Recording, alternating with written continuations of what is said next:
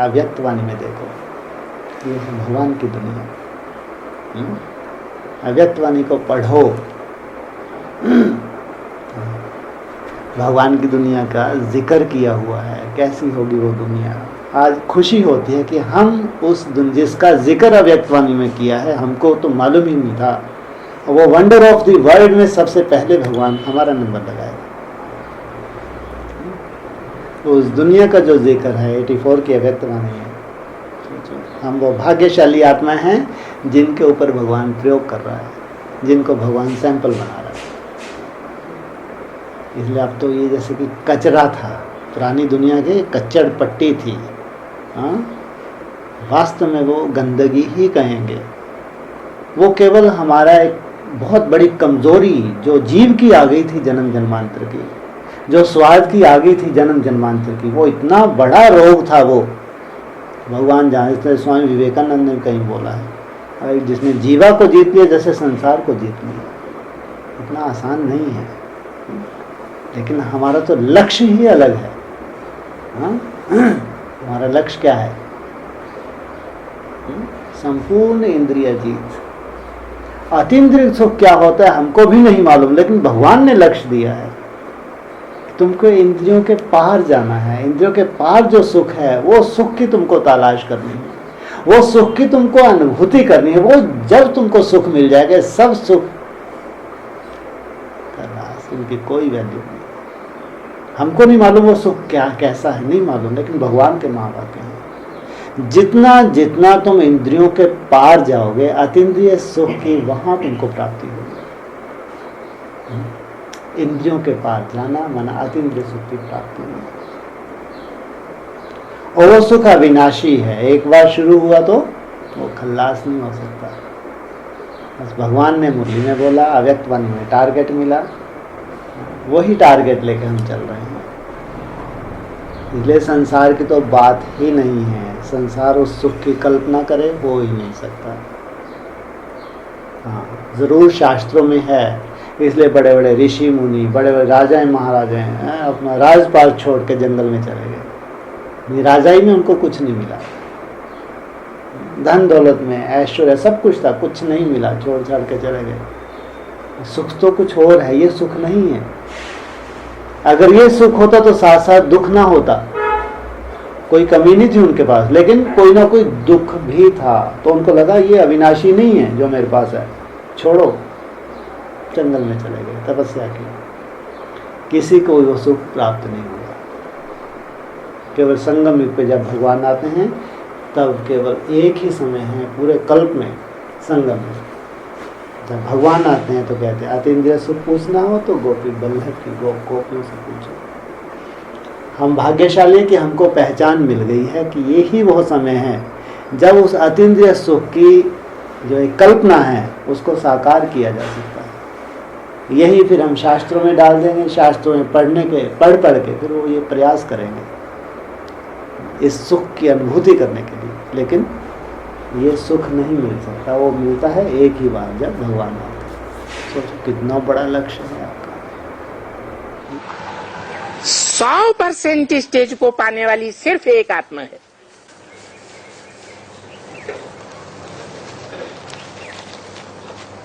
जिसमें से देवान का नाम निशान लोप हो जाता है।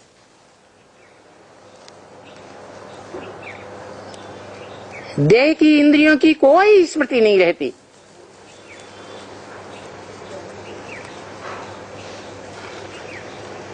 इंद्रियातीत।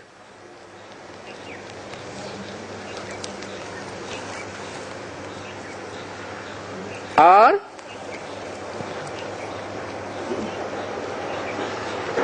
उसके द्वारा स्थापन किए हुए धर्म में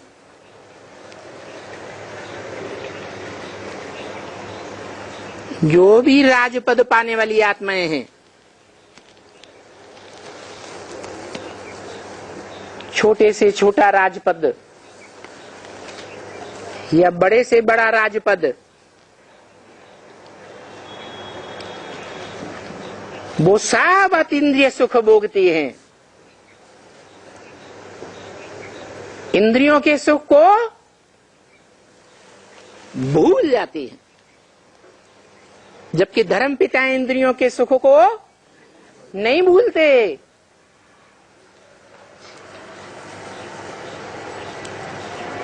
इसलिए गोप गोपियों का जो अतीन्द्रिय सुख गाया हुआ है वो धर्म पिताओं को अथवा उनके फॉलोअर्स को नसीब नहीं होता। बेचारे, जबकि हम ऐसी स्टेज में जाने वाले हैं जब इतनी भरपूरता है आत्मा की, अपने आप में इतनी आत्मा भरपूर है, कोई भी किसी भी तरह के भोग की उसको जरूरत ही नहीं है। अतीन्द्रिय सुख पूछना हो तो गोपी वल्लभ की गोप गोपियों से पूछो। इंद्रियों के पार का सुख क्या होता है? उस सुख को प्राप्त करने के लिए राजाओं ने अपने राजपाट छोड़ दिए, लोगों ने अपने घर बार त्याग कर दिए, जंगलों में चले गए, पहाड़ों पे चले गए तपस्या की, कि वो अविनाशी सुख प्राप्त करने के लिए, अविनाशी शांति प्राप्त करने के लिए। इसका उनके पास सब कुछ था, फिर क्यों छोड़ा? तो उन्होंने कहीं शास्त्रों में पढ़ा था कि जब तक तुम ये सुख भोग रहे हो तब तक अविनाशी सुख नहीं मिल सकता, ये विनाशी सुख है। कितनी बड़ी बात है। और संगम युग पे भगवान आया है, केवल एक ही बार आके आप समान बनाता है। केवल संगम युग ही है चमत्कारी युग। तो बच्चों में बहुत खुशी होनी चाहिए कि भाई अरे इस भ्रष्ट इंद्रियों के सुख से, ये ज्ञान इंद्रियों के सुख से भी, सबसे इन 10 इंद्रियों से परे का सुख है। कौन सा सुख? मन का भी सुख और बुद्धि का भी सुख। श्रेष्ठ संकल्प चलेंगे या दुष्ट संकल्प चलेंगे, वहां जहां ले जाएंगे। हाँ, श्रेष्ठ संकल्प चलेंगे। बच्चों में बहुत खुशी होनी चाहिए कि हमको गुप्त खुशी, और बाकी आते हैं सुखधाम। और बाबा तो मददगार है सुखधाम में ले जाने के लिए बच्चों का है। कैसे? पहले आत्मिक स्थिति में 100% स्थित होना पड़े कि ऐसे ही चले जाएंगे?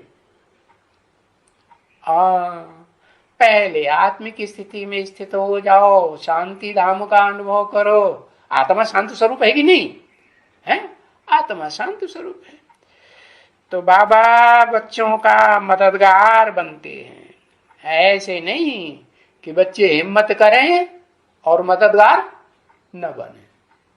बच्चे हिम्मत करेंगे, शांति धाम है, सुखधाम जाने के लिए मेहनत करेंगे ना, हिम्मत करेंगे, पुरुषार्थ करेंगे कि नहीं, तो बाबा मदद भी करेंगे। निसंकल्प अवस्था में ही असली खुशी है, और वही खुशी तुम्हारे चेहरे से झलकने वाली है। अतीन्द्रिय सुख, इंद्रियों के पार का सुख है वो।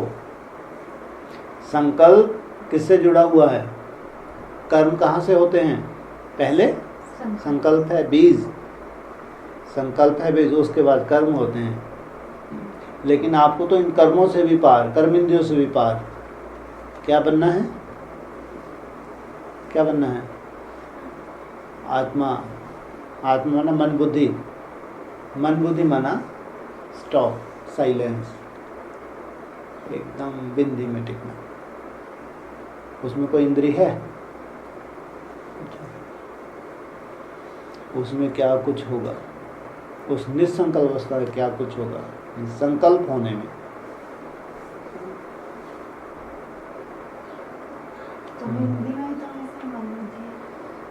तो मन बुद्धि का स्टॉप है। मन बुद्धि चलती नहीं है। मन बुद्धि, हाँ, मन रुक जाता है, बुद्धि भी वहाँ पे। जो तीसरा नेत्र है तुम्हारा खुला रहता है, मन रुक जाता है। तीसरा नेत्र जो है तुम जहाँ लगाना चाहो वहाँ टिक जाएगा, मन रुक जाएगा। बुद्धि जितनी तुम्हारी वो होती जाती है, रिफाइन होती जाती है, डिवाइन इनसाइट जिसको बोला है, वो तीसरा नेत्र तुम्हारा जितना खुलता जाता है, एकाग्रता जितनी बढ़ती जाती है, उतना मन का फंक्शन कम होता जाता है। मन जिसका जितना कम चलेगा उतना ही पावरफुल आत्मा, मन जिसका जितना ज़्यादा चल रहा है उतना ही कमज़ोर आत्मा। अध्यात्म में याद में खुशी समाई हुई है सबसे बड़ी चीज, और खुशी में जो कुछ भी होना चाहिए दुनिया का वो हर चीज समाई हुई है। स्वर्ग में जो कुछ समाया हुआ है वो सब याद में समाया हुआ है। याद में रहने वाले को, जो तीव्र याद में रहने वाले होंगे वो संगम युगी स्वर्णिम सुख का अनुभव करेंगे, या सतयुग के दूसरे तीसरे या बाद वाले जन्म में रहने वाले स्वर्णिम सुख को अनुभव करेंगे। ऊंचे से ऊंचे सुख को अनुभव कौन करेंगे? जो तीव्र याद में रहने वाले होंगे वो स्वर्ग के सारे ही सुख अनुभव करेंगे।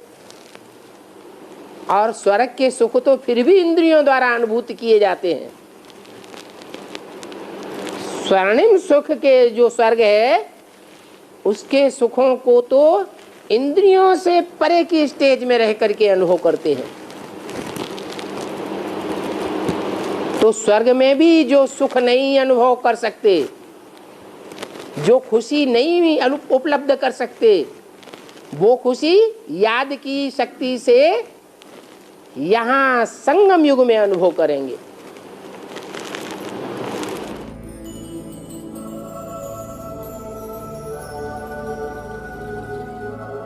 तपस्या से होगी। जितना जितना छोड़ते जा रहे हैं, छूटता जा रहा है, उतना उतना सोचो अतीन्द्रिय सुख की तरफ बढ़ते जा रहे हैं। जितना पुराना छूट रहा है और छोड़ रहे हैं उतने ही समझो हम अतीन्द्रिय सुख की तरफ जा रहे हैं। लेकिन अतीन्द्रिय सुख मंदिर तो दूर है, भासती भी है बहुत दूर, क्योंकि अभी छूटना उतने परसेंटेज में नहीं छूट रहा है ना। जिस परसेंटेज में हमने अतीन्द्रिय सुख की कल्पना की हुई है उस परसेंटेज में अभी त्याग नहीं है। तो जितना जितना त्याग बढ़ता जाएगा, पुराना छूटता जाएगा और अतीन्द्रिय सुख आता जाएगा। इंद्रियों के पार का सुख है ना, चाहे कर्म इंद्रिय हो चाहे ज्ञान इंद्रिय हो। जब तक इनके सुख हैं तब तक अतीन्द्रिय सुख नहीं है। जब इन सुखों से पार जाते हैं तो साइलेंस की पावर शुरुआत होती है। साइलेंस बढ़ते बढ़ते एक आत्मा बन गए, इंद्रियों से पार चले गए। संपूर्ण पवित्रता अर्थात अतीन्द्रिय सुख, इंद्रियों के सुख की याद ही नहीं रहेगी।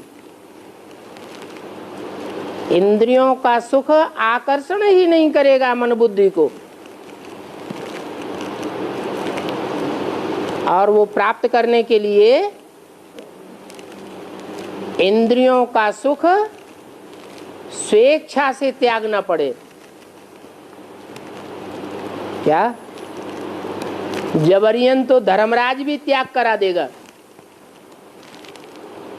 लेकिन अभी क्या करना है? स्वेच्छा से ज्ञान की गहराई इतनी बुद्धि में बैठी हुई हो कि इंद्रियों के सुख को हम औरों के लिए अर्पण करते रहें। कुछ भी नहीं है, ना शुभ है ना अशुभ है, एकदम निसंकल्पना, बाप समान अवस्था। इतनी एकाग्रता की शक्ति, केवल तीसरा नेत्र आपका खुला है, कोई भी संकल्प उसमें नहीं है। ये है अपने आप की आत्मा की भरपूरता। आज इतनी कमजोरी आ गई है कि वो आकर्षण 63 जन्मों की, उससे मुक्त ही नहीं हो पाते। और इच्छा है कलातीत बनने की, इच्छा है निसंकल्प होने की।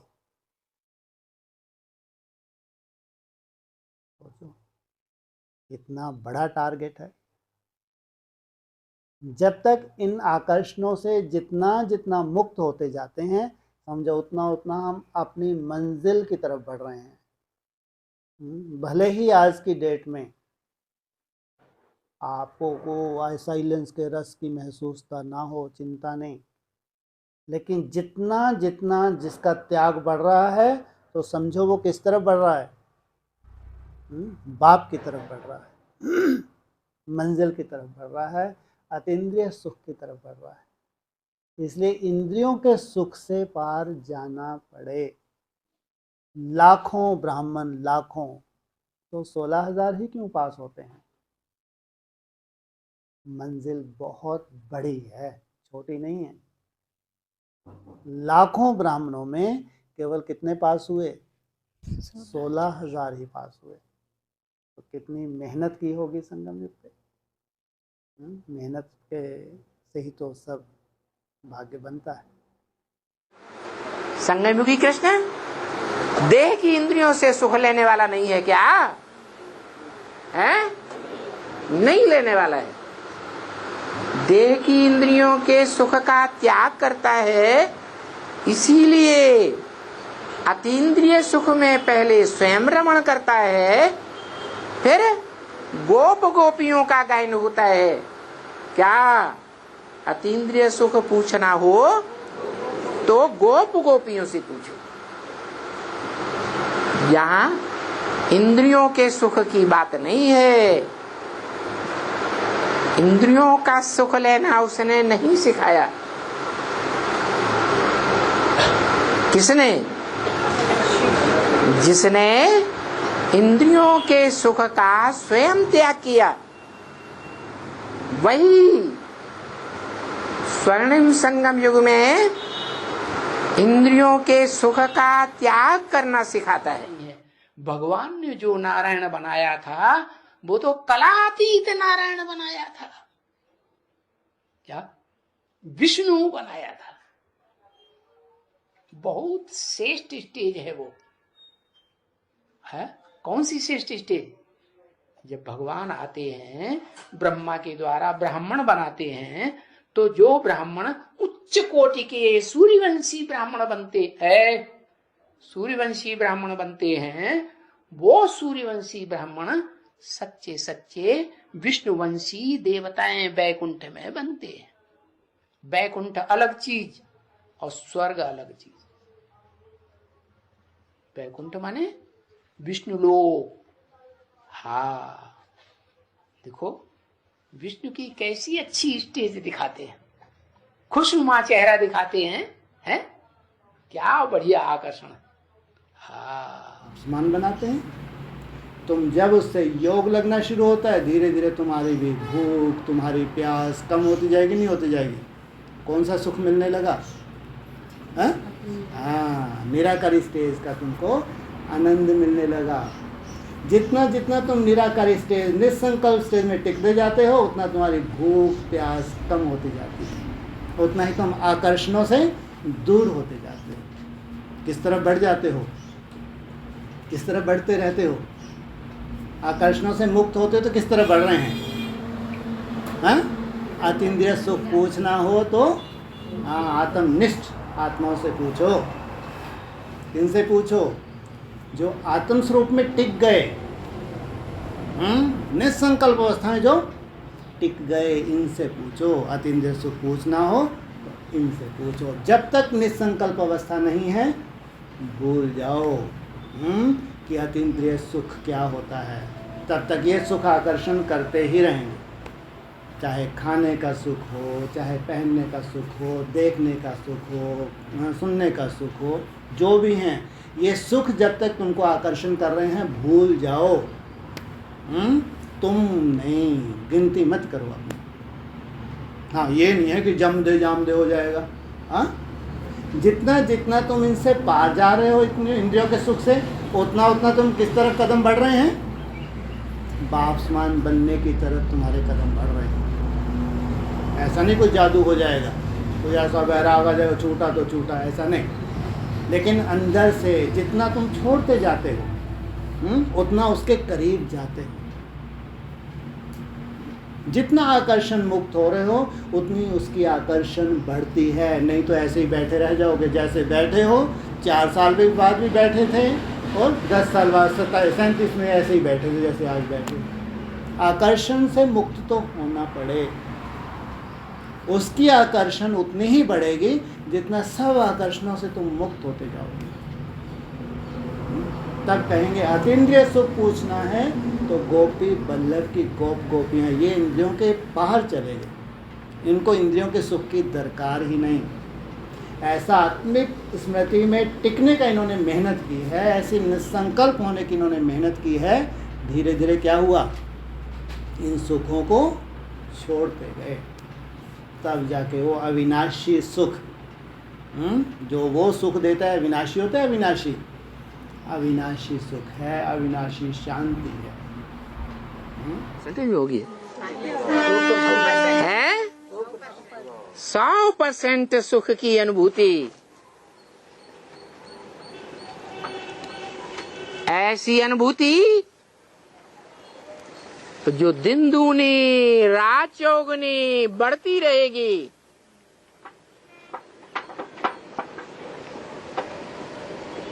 घटने का नाम निशान नहीं लेगी।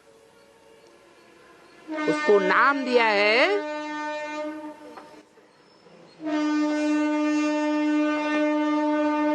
उसका नाम दिया है अतीन्द्रिय सुख। कैसा सुख है?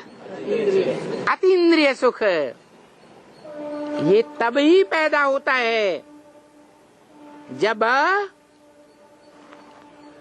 देह भान, देह की स्मृति, देह की इंद्रियों की स्मृति का नाम निशान न रहे।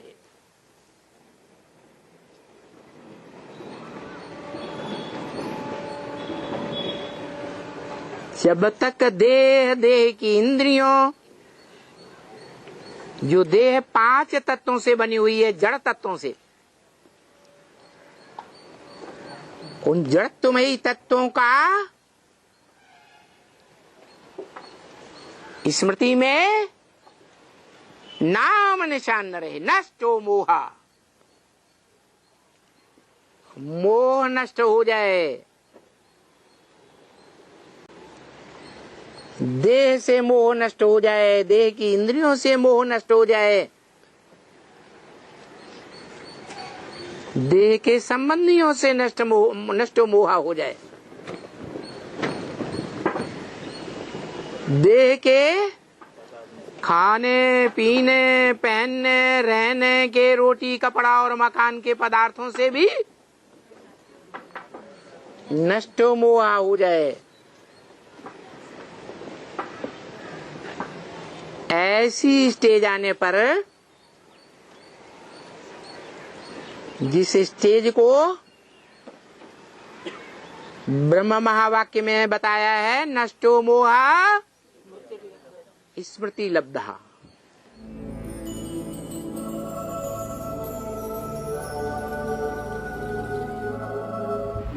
तो मन बुद्धि ये है तुम्हारी कंट्रोलिंग पावर। पूरी तरह से मन और बुद्धि को कंट्रोल कर लेना। तब कहेंगे अतीन्द्रिय सुख पूछना हो तो गोपी बल्लभ की गोपियों से पूछो। तुम शरीर के पार चले गए। कहाँ चले गए? शरीर के पार। किसमें टिक गए? आत्मा स्वरूप में टिक गए, क्योंकि ये 5 तत्वों से पार चले गए। आत्मा 5 तत्वों में बनती है। जब तुम इस स्वरूप में टिक गए तो 1 सेकंड अरे क्या हो गया? ज़्यादा ही बड़ा बोल पाओ ना, बोलने वाला है ये। चलो नहीं बोलते भाई, ठीक है, कोई बात, इतना ही काफ़ी है। बोल दूँ? बाबा को लगे ज़्यादा बड़े बोलना, बोल दे हैं। 1 सेकंड में कहाँ पहुँच जाओगे? परम धाम बाप के पास पहुँच जाओगे।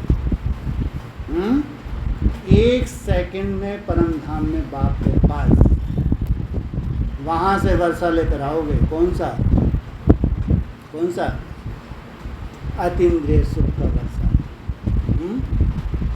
अभी तक कौन सी दौड़ थी?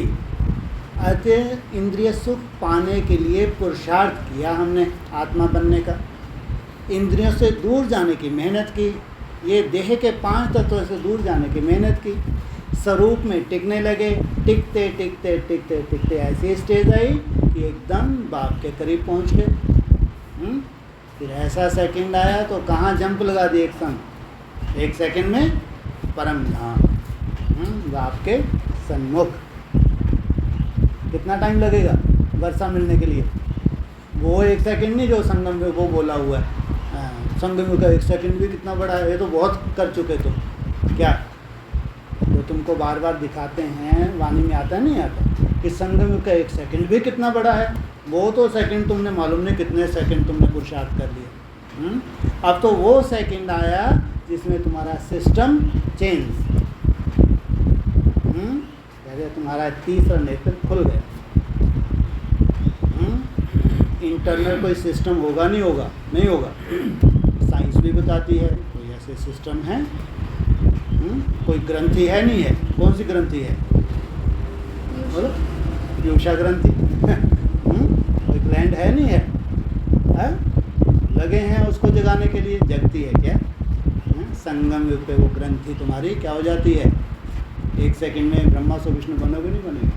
हाँ, क्यों नहीं? साइंटिफिक भी है और हम तो आध्यात्मिक हैं, मेहनत कर रहे हैं।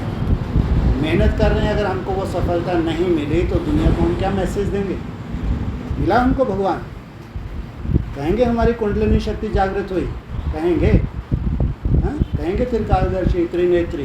बिल्कुल नहीं। देखो गप्पे लगाते हैं अभी हम, लेकिन एकाग्रता की पराकाष्ठा जब होती है तब कहेंगे बाप समान बनो। कहते हैं तीसरा शिव नेत्र पूरा खुलेगा तो तुम पूरे त्रिनेत्री कहला सकते हो। इस नेत्र से तो तुम ये दुनिया की सर्विस कर सकते हो, इस नेत्र से है, स्थूल नेत्रों से नहीं। जो तीसरा बुद्धि का नेत्र है,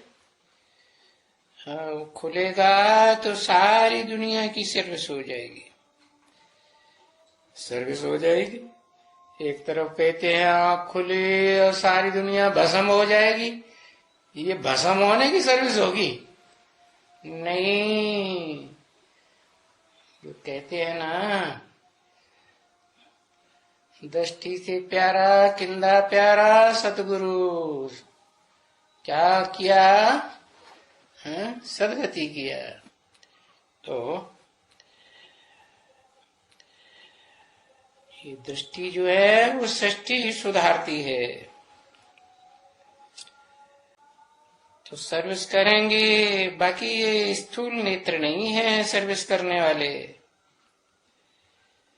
है, ये तो और ही डिसर्विस कर देते हैं। कौन से नेत्र है? स्थूल नेत्र। ये जो तीसरा नेत्र है बुद्धि का नेत्र, शिव नेत्र जिसे कहा जाता है, जो बुद्धिमानों की बुद्धि से मिलता है। क्योंकि आत्मा को शिक्षा मिल रही है ना बच्चे, आत्मा इन नेत्रों से ये सभी सर्विस कर रही है। क्या सभी सर्विस है? सभी सर्विस क्या? मनसा वाचा कर्मणा सभी सर्विस। हाँ, मनसा भी सुधर जाएगी, वाचा भी सुधर जाएगी और कर्म इंद्रियों के कर्म भी सुधर जाएंगे इस तीसरे नेत्र की सर्विस से। इसलिए तो गायन है रूप बसंत का। शरीर में सबसे जास्ती रूपवान कौन सा अंग होता है? आंखें। तो आंखें जब रूहानी बनती हैं तो बहुत सर्विस करती है। नेत्रों से, स्थूल नेत्रों से विनाश होता है और तीसरे नेत्र से नई दुनिया बन जाती है। तभी तुम बच्चे को त्रिनेत्री, त्रिकालदर्शी, और जब त्रिकालदर्शी बनते हो तो फिर देखो त्रिलोकी नाथ भी बन जाते हो। 3 लोकों में कहाँ कहाँ कौन कौन आत्मा कौन सी सीट पर सेट होने वाली है या होती है या हुई थी, वो सारा बुद्धि में आ जाता है। आ जाता है या नहीं? कैसे? परमधाम में भी रहेंगे तो इस दुनिया में परम धाम का कैसे आ जाएगा है? इस दुनिया का जब पता लगेगा तो ये तो पता है इस दुनिया में जो पद ऊंचा नीचा बनता है वो परम धाम से आने और जाने के हिसाब से ही बनता है। जो पहले जाते हैं वो पहली सीट, और फिर जो भी मध्य में जाते हैं उनको मध्यम सीट, और नीचे जाते हैं उनकी नीची सीट। नीची सीट वाले इस सृष्टि के तमो प्रधान होने पर अंत में आवेंगे, और जो ऊंच जाने वाले होंगे ऊंची सीट पर वो फिर सृष्टि के आदि में आवेंगे और ऊंची गद्दी लेंगे नई दुनिया की सतो प्रधान दुनिया। ये कि भाई ये तो होना ही है, होने का है भविष्य में। जब तक कर्मातीत अवस्था आवे, क्या तब तक ये अंत तक तूफान आते रहे, और कर्मों से अतीत, कर्मों से क्रॉस करने वाली स्टेज जब आ जाएगी तो क्या होगा? तूफान आना बंद हो जाए।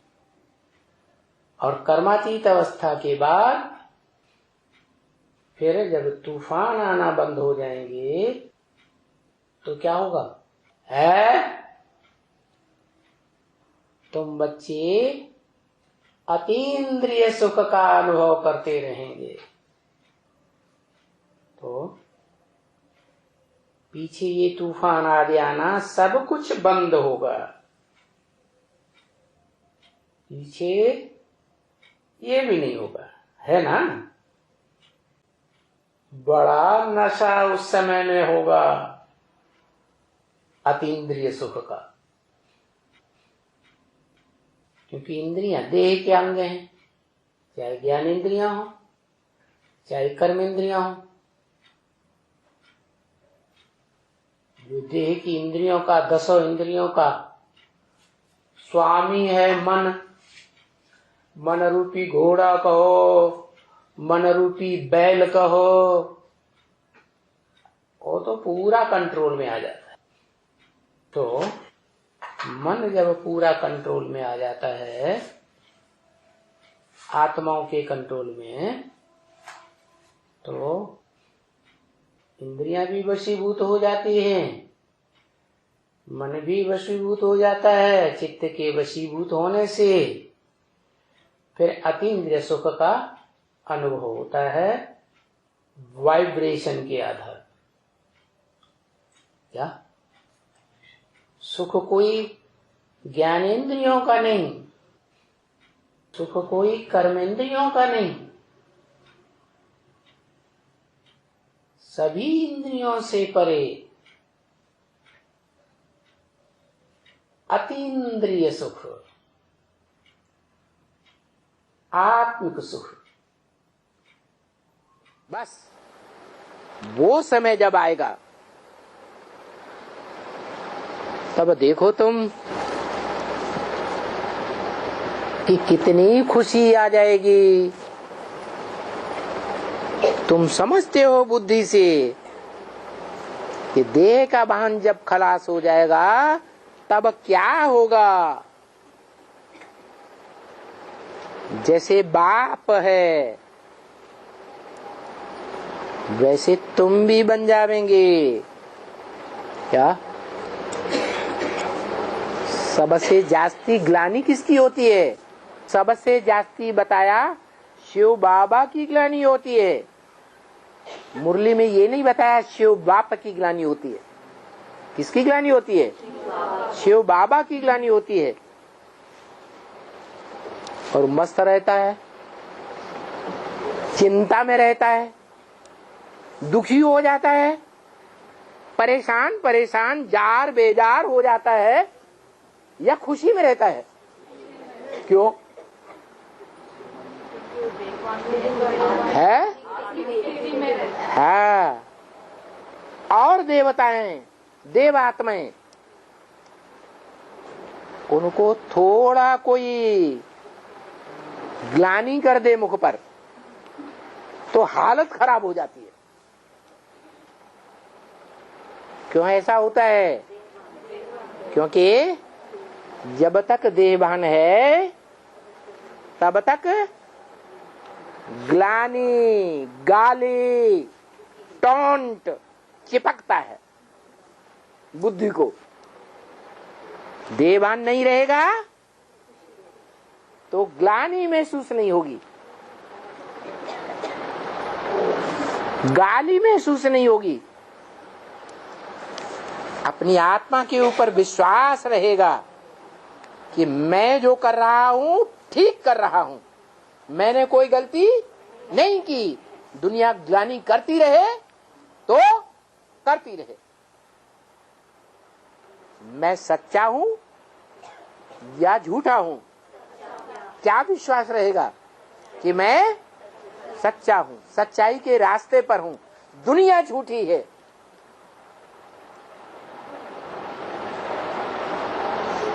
इसलिए बताया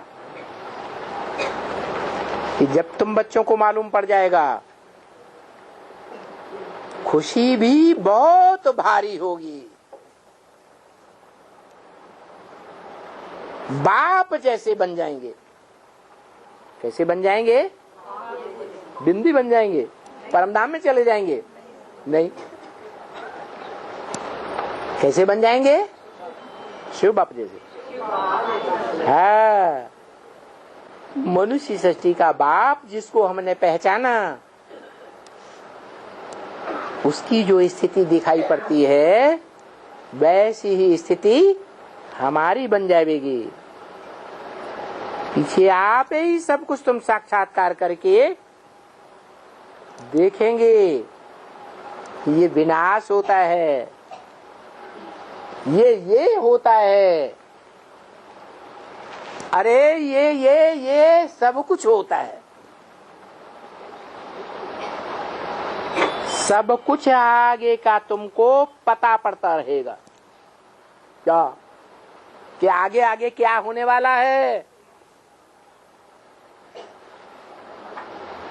तो खुशी आएगी या नहीं आएगी? खुशी आएगी, और खुशी बहुत भारी आएगी, साधारण खुशी नहीं। ये जो गाया जाता है अतीन्द्रिय सुख की अवस्था पूछो तो गोप गोपियों से पूछो, रिजल्ट पिछाड़ी की होगी।